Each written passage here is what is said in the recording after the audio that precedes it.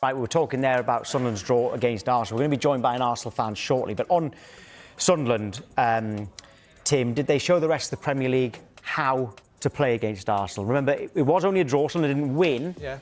But the commentator kept on saying how they haven't seen Arsenal this kind of fearful of a team this season. They didn't go away anywhere, did they? You know, and when they attack with numbers. You saw the amount of bodies in the box. When they have a set piece, they wait till the action's finished.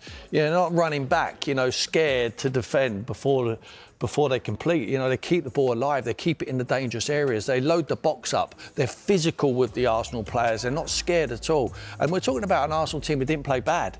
You know, it's not as if Arsenal played bad. It's just that they never went anywhere. It didn't go away. You know, normally teams put their head down and think, oh, that's it. Now they're going to go ahead and they're going to win. Never say die attitude.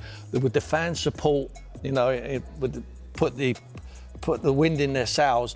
And when they get set pieces, they keep like I say, if they don't win the first one, they win the second one. They keep it alive. Not a team in the world wants to be under pressure with 6 or 7 bodies from the opposition in their box, challenging for every ball like their lives depend on it. And not only that, when they get themselves level, Dan Ballard typifies what Sunderland are all about with that block at the last seconds of the game. Puts his body on the line for the cause, for the team, for the badge. That's exactly what you need if you want to stay in the Premier League. They're staying in the Premier League. I've told you for a month now. There's no danger they will get. Now they have to start looking upwards. Where can they actually finish? What they are at the moment is party poopers.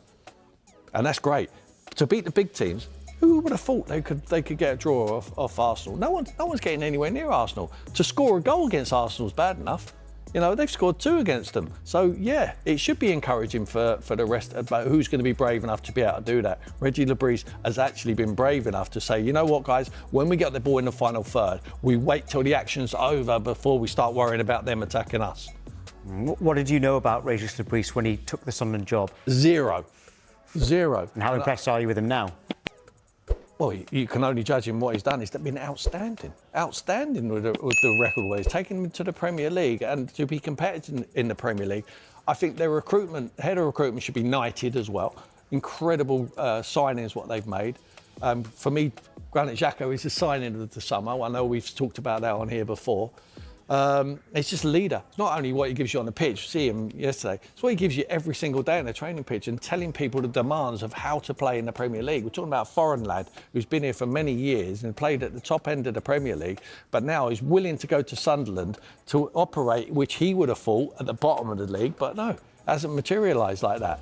He's looking mid-table, upwards, and incredible where they are at the moment. Nosebleeds material for Sunderland. Yeah, so with Dan Ballard, someone sent me a tweet that said, if an asteroid was heading to Earth, just put Dan Ballard in front of it and he'll head it away. I think it was on Paddy Power. And he was at Arsenal as a kid. He was at Arsenal. How worrying is it for Arsenal that they did drop points? So they haven't dropped many this season. And could this be the start of a drop-off? We've got their next 5 fixtures. Actually, so the Sunderland game was 2-2, but then Tottenham at home, that's a drop-off. Yeah, Bayern Munich in the Champions League, then Chelsea away, you never know what you're going to get from them. Brentford are doing a lot better than everyone expected, and Villa are now back on form. They're their next 5. Will there be any concerns from Arteta at the moment? No concern. Like I say, the performance was good. I thought the attitude was good. It's just a team, you have to give them credit sometimes, hold your hands up and say, you know, they went for it and they got what they deserved, which was a point in the end.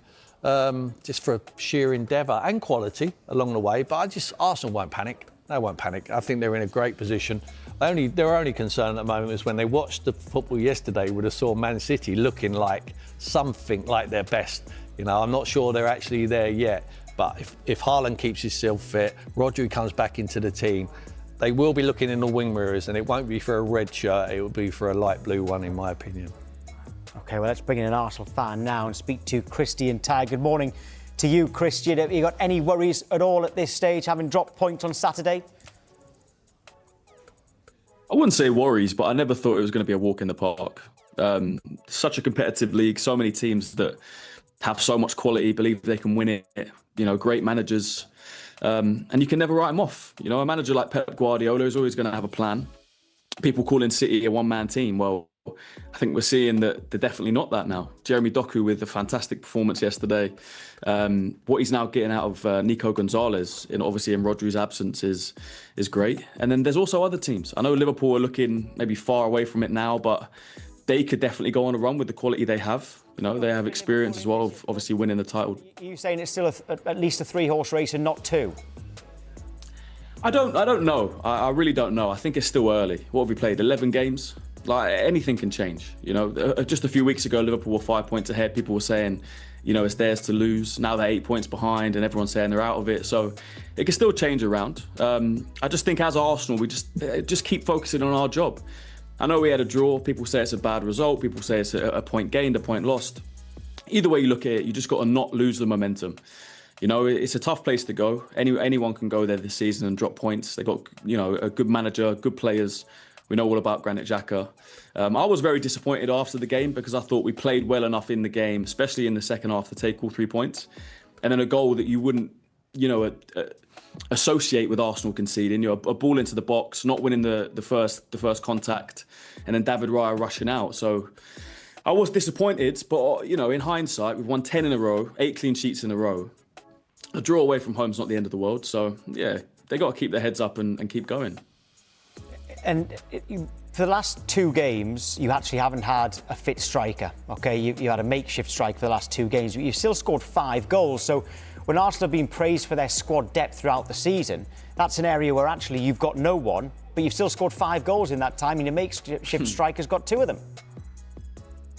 Yeah, I mean, Mikel Merino, he's like the perfect backup to a backup to a backup. We've got obviously Jesus, Havertz, and Gyökeres all out, and somehow this guy, he's maybe a defensive midfielder, or I don't know what he is now. I think he was a defensive midfielder originally. I think Arteta turned him into a more attacking midfielder. Obviously, turned him into a striker. He's an attacking midfielder for Spain, but this guy can just come in and put numbers on the board. And yeah, he came in obviously in the Champions League, scored 2 goals. Came in last season, scored some big goals, Real Madrid. But we do have, injury problems going forward. I think we've got 7 injured players. We've got Madueke, Jesus, Havertz, Gyökeres, Martinelli, Odegaard, or 6. I don't know if I'm missing one in there. But, to still be top of the league, 26 points, 4 clear of City, and 8 ahead of Liverpool at this point, I think is still impressive. If you'd offered me this before the season, you're going to be 4 clear after 11 games played going into that international break, I would have taken it. So Christian, it's not all doom and gloom. Christian, I always say it's really hard for a London team to win the Premier League because of the derbies. You've got 2 derbies coming up after the international break, Tottenham and Chelsea. If you win them 2 games, I think it gives you the confidence to really, really go ahead and you're off the bridle then, mate, and I think you're away. Would you not agree with that? But to lose them 2 games, which possibly might happen, pal, I'll just put that in your head. That would be an absolute disaster, and that'd be more than dropping 6 points. Yeah, I agree, it would be a disaster. I don't think we'll lose both. I think we're good enough to win both. I think we should be definitely aiming to beat Spurs at home. No disrespect to them, but like I say, it's a game. Spurs are better away, you know that. 3 points. They're better away, but usually when they come to the Emirates, they struggle. So hopefully it's more of the same. Like I say, I think we're more than good enough to beat Spurs at home. Chelsea away will be tough, but again, I think you could take all 3 points. I think defensively they struggled this season. Sunderland went to Stamford Bridge and won.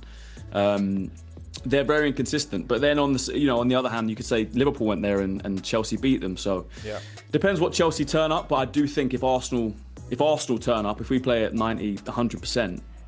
There's not a team in the league we can't beat this season. It's just about being on it, not conceding stupid goals like I think we did against Sunderland. The first goal, long ball into the box, we don't get contact on it, let it bounces around Ballard with a great strike. And then the second one, a ball into the box, we don't get the first contact. Zubimendi, I think, misses out on the header. And then, David Raya comes rushing out. 2 avoidable goals. So I think they'll be looking at that and they won't, it's not like we had a terrible performance where we fell apart. It was 2 moments where we conceded 2 goals. We're much better in that second half. Just don't let it affect you too much. So who's the competition now? City or Liverpool? Or someone else? At this moment in time, you'd have to say Manchester City, looking at the league table. And looking at their manager, looking at Haaland, Doku, obviously Rodri to come back into the team. Defensively, they look a bit better. I think O'Reilly's been a revelation at left back now in the England squads. Even Mateus Nunes, not necessarily a player that I think a lot of people rated as a right back. He's looking like a top player now. So, and Donnarumma in goal, I think has been a massive plus to them. So you'd have to say Manchester City at this point in time, but I'm not writing anyone off. It's still very early. Look, after hearing everything that was said in that show, I need to speak as a fan, with both heart and reason. Once again, they're trying to push this narrative that Arsenal showed weakness because of a draw away from home. Seriously? A draw away with half the squad injured, and they're already saying it's the same old Arsenal? Come on, let's be real. Because anyone truly following this team knows this Arsenal is not the same as before. It's a team that's matured, one that's learned how to suffer, how to react. Even when not playing at their best, they still dominate, press, and stay consistent. These pundits talk as if the draw with Sunderland was the end of the world. But they forget we're sitting at the top of the Premier League with the best defence in England and still missing several key players. That's not weakness, that's strength. And honestly, when I hear Adrian Durham saying Arsenal could collapse like always, I can only think one thing. These guys aren't watching the same Arsenal we are. Arteta's Arsenal doesn't crumble, it evolves. Declan Rice is the heart of this team. Gabriel and Saliba are an unbreakable wall. And even without Odegaard's brilliance on the pitch, the collective keeps pushing strong. That's what a champion team looks like. So to anyone still doubting, I'll just say this. Say what you want. Try to stir up drama. But this Arsenal is focused, united, and ready to go all the way.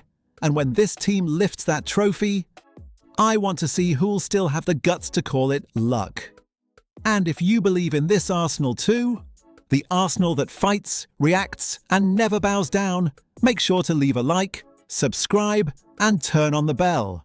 Because here, the voice of the Gooner fan is heard every single day. We're in this together till the end, Gunners.